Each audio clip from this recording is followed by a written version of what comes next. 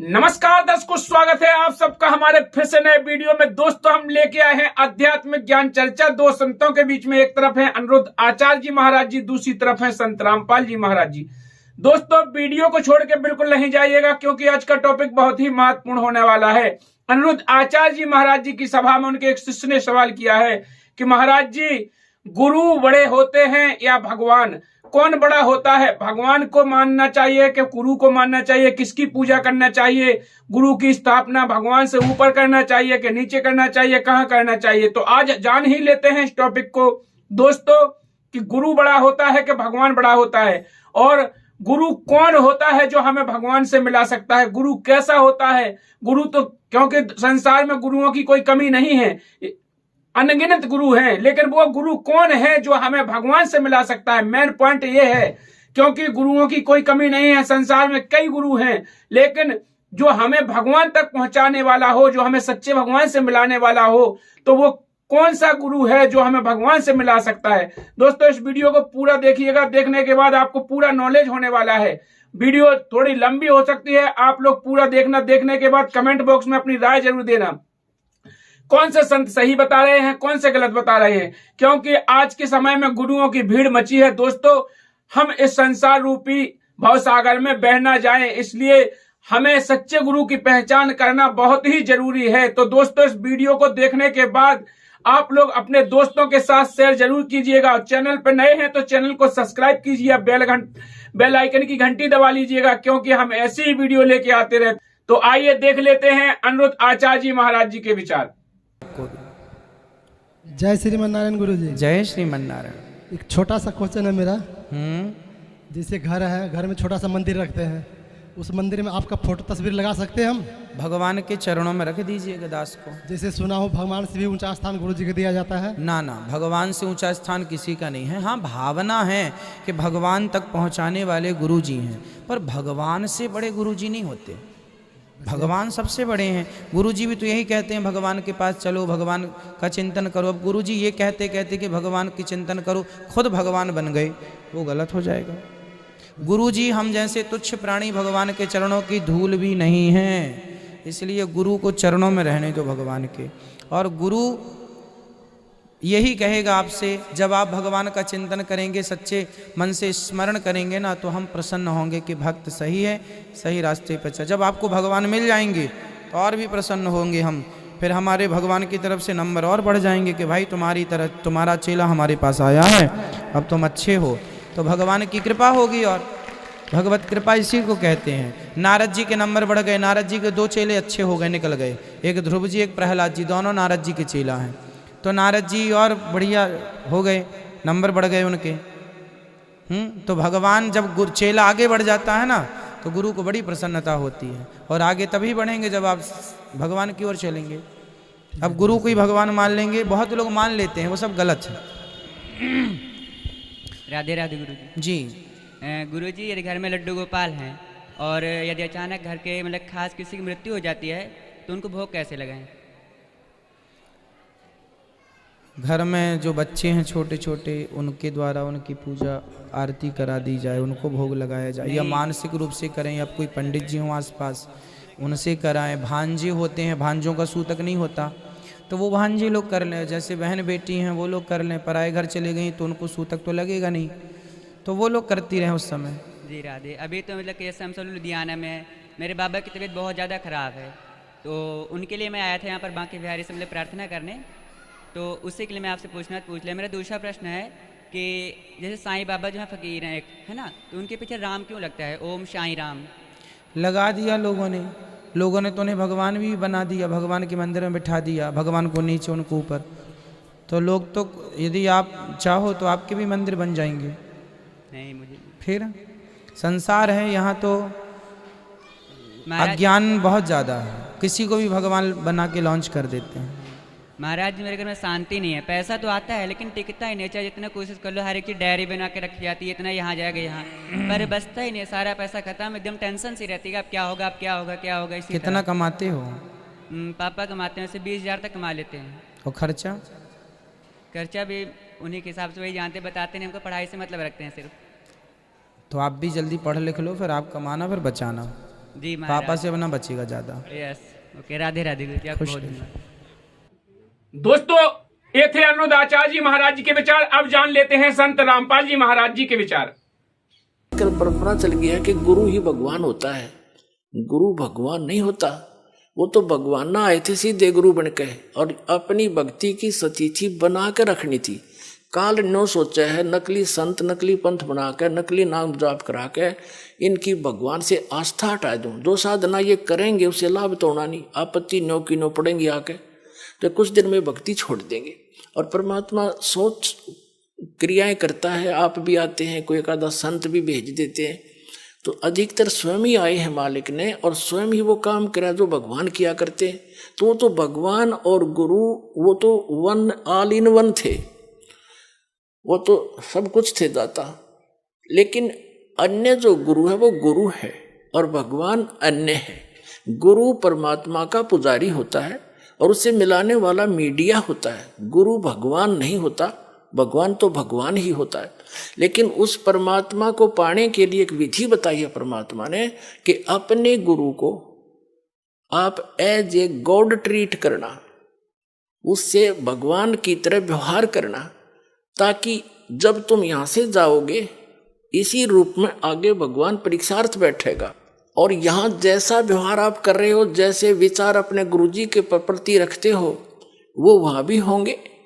तो वहां जैसी आपकी व्यवहार विचार त्रुटि युक्त होंगे तो वहां से आपको रिजेक्ट कर दिया जाएगा, फिर वापस गिर जाओगे। तो इसलिए परमात्मा कहते हैं गुरु मानुष कर जानते ते नरकइये अंध, महादुखी संसार में आज्ञा काल के फंद।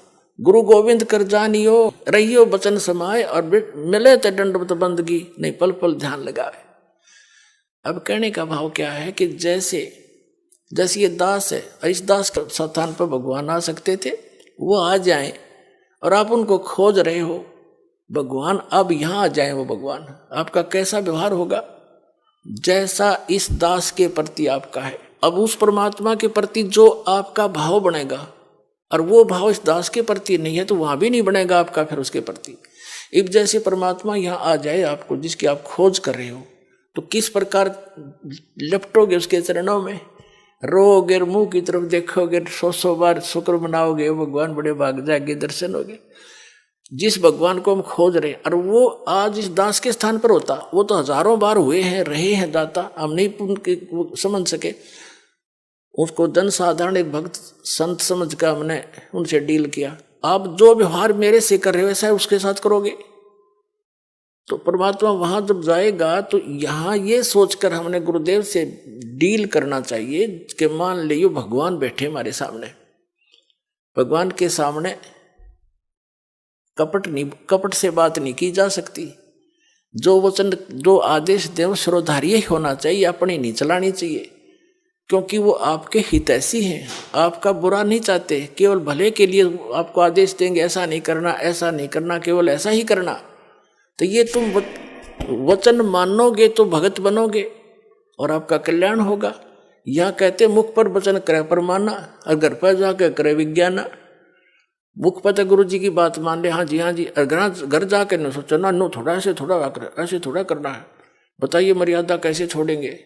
तो फिर के खाक से सो तुम, जो गुरु वचन पर डट गए कट गए फंद 84 के, भाई जो गुरु वचन पर डट गए कट गए फंद 84। तो गुरु वो तो गुरु रूप में आए थे मालिक ही, लेकिन दास गुरु रूप में मालिक नहीं, उस मालिक का दास समझो। लेकिन गुरु को भगवान के तुल्य मानने से आपकी समस्या हल होगी, नहीं तो होए को नहीं। जैसे एक मैथमेटिक्स का, एक गणित का प्रश्न होता है ऋण का, उसमें मूलधन ज्ञात करना होता है। तो मूलधन तो होता करोड़ों रुपए में, अरबों में।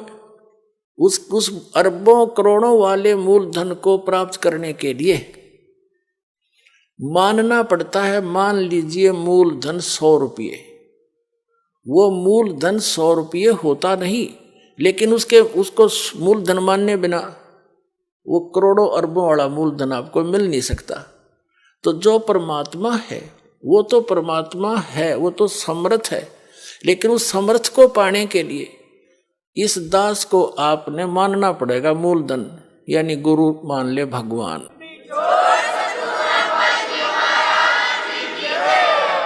तभी आपकी यह समस्या हल होएगी, नहीं तो कति नहीं हुआ, 0 नंबर आओगे आपके। तो इस प्रकार समझदार भगवत गीता अध्याय 15 के श्लोक नंबर 1 से 4 में एक बहुत ही निर्णायक ज्ञान दिया है। उसमें कहा है कि उल्टा लटका हुआ ये संसार रूपी वृक्ष है अर्जुन, ऊपर को जो इसकी जड़ हैं वो तो ऊपर को हैं और नीचे को तीनों गुण रूपी शाखा हैं। ऊपर को जो मूल है, जड़ है इस संसार रूपी वृक्ष की, वो तो समझो परम अक्षर ब्रह्म है, परम दिव्य पुरुष गीता ज्ञानदाता से कोई अन्य है। और नीचे को तीनों गुण रूपी शाखा है। और जो संत इस उल्टे लटके हुए संसार रूपी वृक्ष के सभी विभाग भिन्न भिन्न बताता है कि तना कौन प्रभु है, डार कौन प्रभु है और शाखा कौन देव हैं और पत्ते क्या हैं, स वेदवित वह वेद के तात्पर्य को जानने वाला है, अर्थात वो तत्वदर्शी संत है। श्रीमद् भगवत गीता अध्याय नंबर 4 के श्लोक नंबर 32 में जो जानकारी दी गई है कि धार्मिक अनुष्ठानों की जानकारी, यज्ञों की, यज्ञमीन धार्मिक अनुष्ठान की जानकारी, क्रियाओं की जानकारी विस्तार के साथ सच्चिदानंद घन ब्रह्म की वाणी में, ब्रह्मणे मुखे सच्चिदानंद घन ब्रह्म की वाणी में विस्तार के साथ कही है।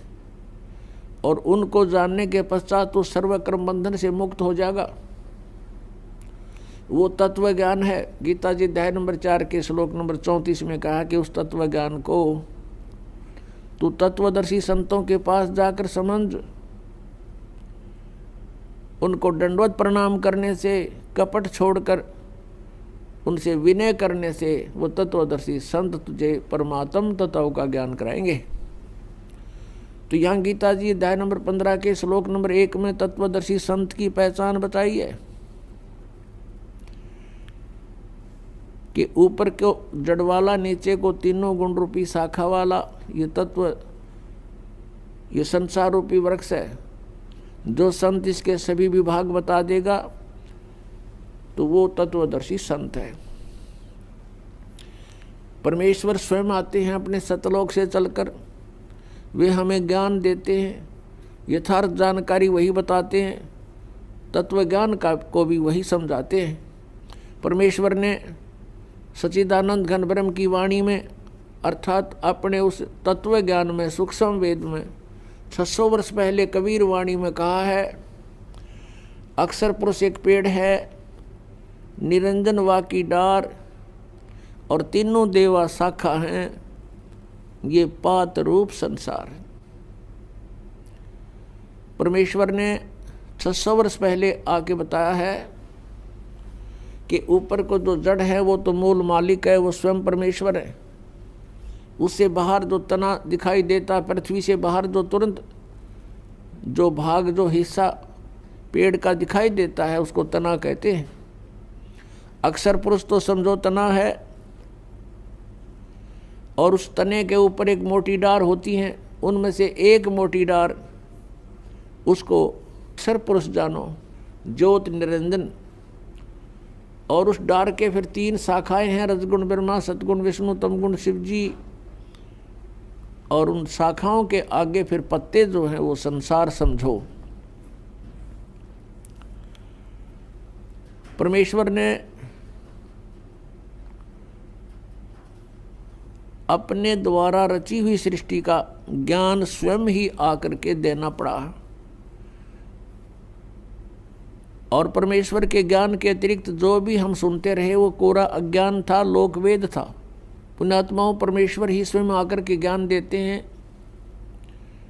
चारों वेद गवाही देते हैं और जिन महापुरुषों को, पुण्यात्माओं को परमात्मा आकर मिले यहाँ पृथ्वी पर, उन महापुरुषों की अमरवाणी, उनका अनुभव आज हमें वो गवाही दे रहा है, साक्षी देता है।